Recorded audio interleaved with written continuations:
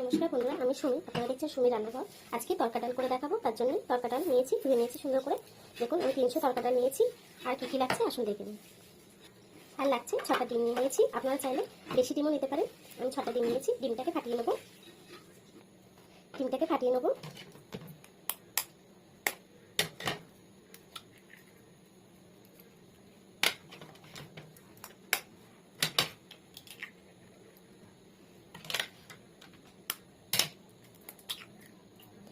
ডিমগুলো আমি সুন্দর করে ফাটিয়ে নেবো। ডিমটা ফাটিয়ে 1 চামচ নুন দিয়ে দেবো ডিমে। এই ডিমটাকে সুন্দর করে ফাটিয়ে নেবো। ডিমটা সুন্দর করে ফাটানো হয়ে গেছে। ডিমটা সাইড করে রাখবো। আর কি লাগছে? আর লাগছে দেখুন, দুটো বড় সাইজের পেঁয়াজ কুচি করে নিয়েছি, রসুন কেটে নিয়েছি, আর 3-4টে টমেটো কেটে নিয়েছি। আর লাগছে জিরে আদা একসঙ্গে শিলবাটায় সুন্দর করে বেটে নিয়েছি। দেখুন শিলবাটায় বেটে নিয়েছি। তো চলুন রান্নাটা শুরু করা যাক। তার আগে আমার চ্যানেলটা যদি আপনারা সাবস্ক্রাইব না করে থাকেন, আমার চ্যানেলটাকে অবশ্যই সাবস্ক্রাইব করবেন। ভিডিওটা ভালো লেগে থাকলে ভিডিওটা লাইক দিয়ে দেবেন। তো চলুন রান্নাটা শুরু করা যাক। একটা কড়া বসিয়ে নিয়েছি। কড়াইটা গরম হয়ে গেছে, তেল দিয়ে দেবো। তেলটা গরম হয়ে গেছে, ডিমটাকে ভেজে নেবো।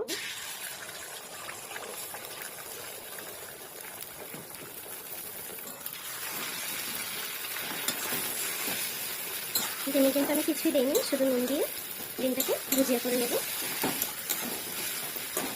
ডিমটা কিন্তু আমার ভাজা হয়ে গেছে, আমি ডিমটা তুলে নেব। দেখুন ডিমটা কিন্তু আমার ভাজা হয়ে গেছে। এখন দিয়ে দেবো জল।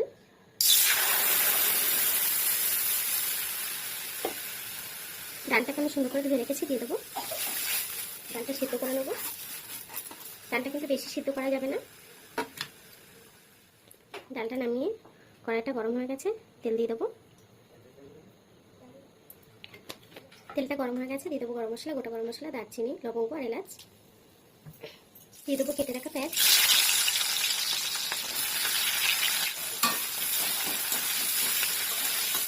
পেঁয়াজটা দেখুন ভাজা হয়ে গেছে, হালকা ব্রাউন হয়ে এসছে।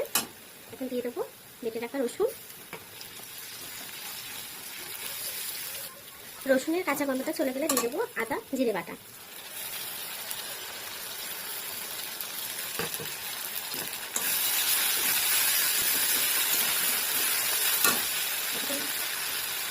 সামান্য একটু বাটিতে জল দিয়ে দেবো।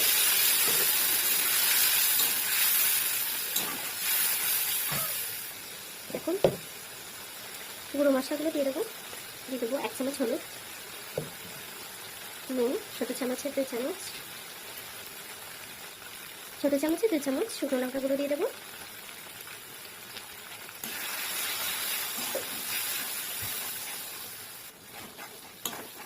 দিয়ে দেবো কেটে রাখা টমেটো।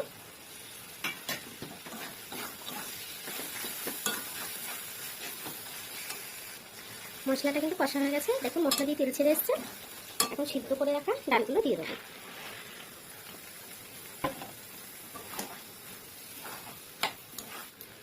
ডালটা সুন্দর করে একটু কষিয়ে নিয়েছি। ডালটা কিন্তু কষা হয়ে গেছে। এখন জল দিয়ে দেবো।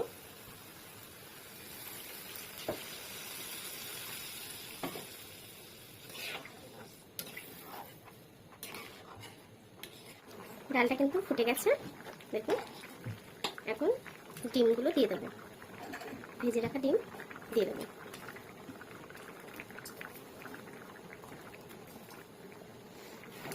ডিমগুলো দিয়ে দিলাম। আর কিছুক্ষণ হবে, তারপর আমরা তরকারিটা নামিয়ে নেব।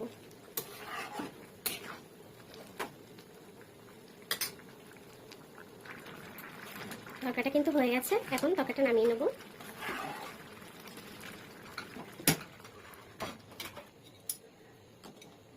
দেখুন তরকারিটা কত সুন্দর হয়েছে।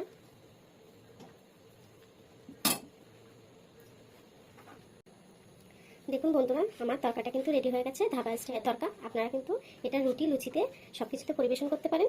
তো রেসিপিটা অবশ্যই ট্রাই করবেন। আর আমার ভিডিওটা ভালো লেগে থাকলে ভিডিওটা লাইক দিয়ে দেবেন। আর আমার চ্যানেলটাকে সাবস্ক্রাইব করে নেবেন। ধন্যবাদ।